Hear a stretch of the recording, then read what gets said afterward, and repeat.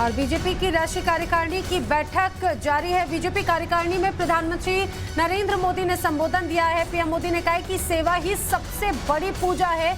PM ने कहा कार्यकर्ताओं ने सेवा की नई संस्कृति शुरू की है और खासतौर से कोरोना काल में जिस तरह से कार्यकर्ताओं का समर्पण देखने को मिला, ये दर्शाता है कि किस तरह से एक नई संस्कृति सेवा की शुरू की है।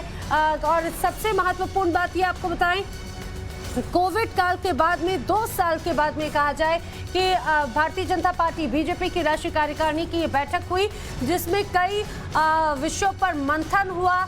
आला नेता इस बैठक में मौजूद रहे। प्रधानमंत्री नरेंद्र मोदी ने एक तरह से मिशन 2022 को लेकर जीत का मंत्र दिया, ये कहा जा सकता है। इसको लेकर चर्चा हुई। हालांकि 124 लोग फिजिकली इस बैठक में शामिल हुए, लेकिन जो तमाम आला नेता पदाधिकारी थे, दिग्गज नेता थे, वो काफी कुछ ऐसे नेता थे जो वर्चुअली कनेक्ट हुए। इस दौरान प्रधानमंत्री नरेंद्र मोदी का संबोधन भी शुरू हो चुका है। समापन संबोधन इसे कह सकते हैं।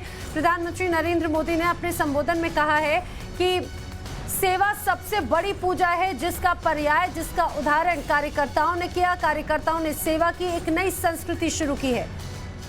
सीधे रुक करते हैं, मेरे सहयोगी अमित कुमार मेरे साथ में हैं। अमित, इस पूरी बैठक का तो मुख्य ठीक है, लेकिन प्रधानमंत्री के संबोधन की मुख्य बातें क्या है?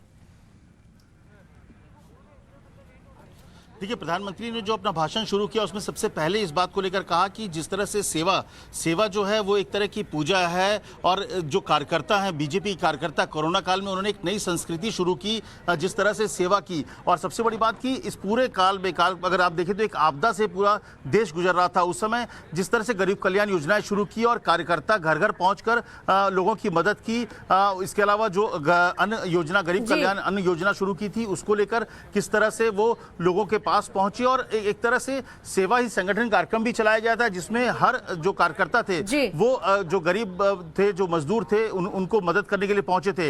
इसके अलावा प्रधानमंत्री ने एक और खास बात कही कि जो 5 राज्य, उन्होंने एक बात को कहा कि जो 5 राज्यों में चुनाव हो रहे हैं, वहां के मुख्यमंत्रियों ने जिस तरह से अपनी बातें रखी, जिस तरह का विश्वास जताया है, वो दिखाता है कि वो अपने कामकाज को लेकर कितना संतुष्ट हैं। किस तरह से उन्होंने अपने कामकाज जो पिछले 5 सालों में उन्होंने अपने राज्यों में काम किया है, वो जीत का मंत्र, ये हम कहें अमित की जीत का मंत्र मिशन 2022 को लेकर जरूर दिया है। जानकारी के लिए शुक्रिया।